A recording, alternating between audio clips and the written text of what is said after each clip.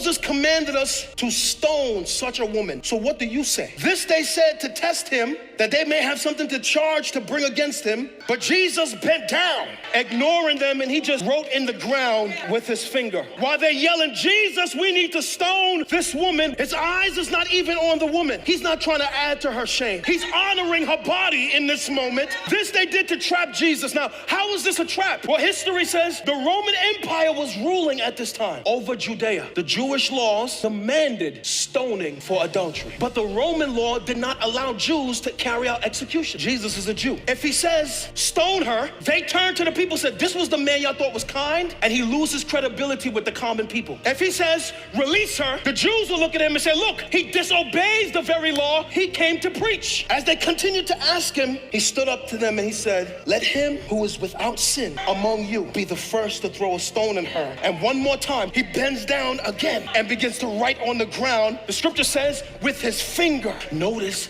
Jesus did not remain silent. We want everybody to like us for being Christians. He said something. We're so afraid of what people are going to do. So the ones who the Lord tasked to be his mouthpiece in the earth, they're always quiet. It took a stand. I refuse to remain silent and watch that go down. He took a stand for mercy, for grace, for equity. He took a stand for compassion. Verse 9, being convicted by their own conscience, they went away one by one, beginning with the oldest, who should have the most common sense. And Jesus was left alone with the woman standing there. No one in that group was perfect enough to throw a stone, because everyone in that crowd had committed sins before. But there was one person in the crowd who was righteous enough to throw a stone. And what did he do instead? Jesus stood up and said to her, woman, where are they? Has no one condemned you? She said, no one, Lord. And Jesus said to her, neither do I condemn you.